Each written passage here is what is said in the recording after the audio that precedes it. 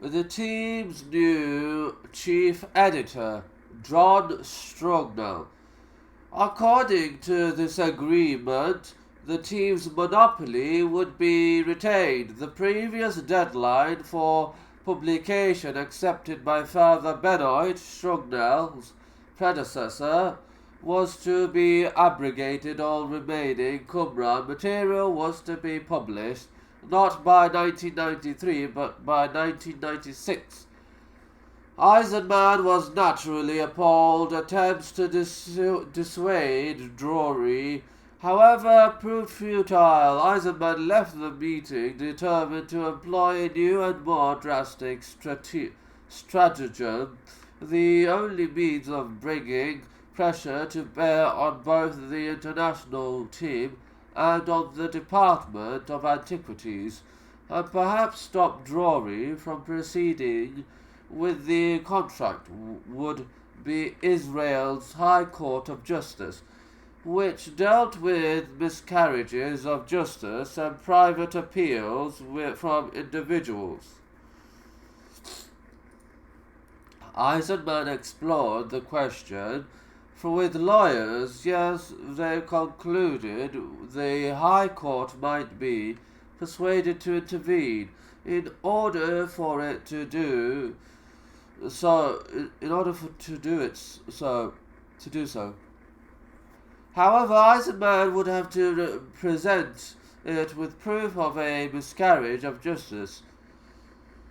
He would have to show, preferably in writing, that access to the scrolls by a legitimate scholar had been refused. At the time, no such record existed, not at least in the legalistic sense.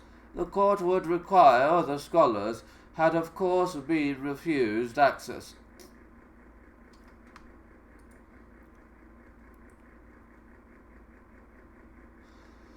To the scrolls, but some of them were dead, others were scattered across the world, and there was none of the required documentation. Strugnell would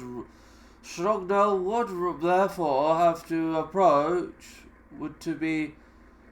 to be approached with a series of new requests for access to specific materials, which as a foregone conclusion he would refuse. Now that Eisenman had the catalogue numbers, his task would be easier. Not wishing to make this request alone, Eisenman felt it would be more impressive if he enlisted the support of others.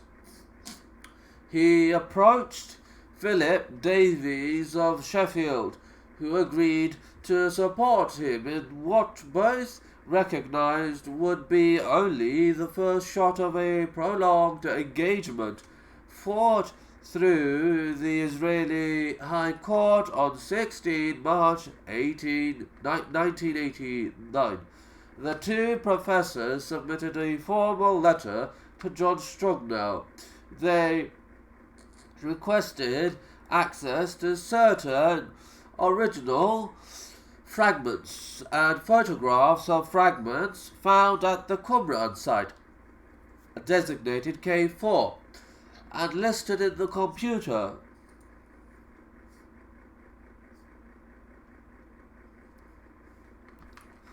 Printout which Eisenman had leaked into circulation in order to preclude any misunderstanding.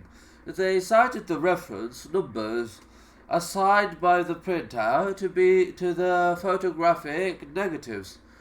They also requested access to a number of scrolls, commentaries, or commentary fragments related to the primary text. They offered to pay all costs involved and promised not to publish any definitive transcription or translation of the material, which would be used only in their own research. They promised to abide by all the normal procedures of copyright law.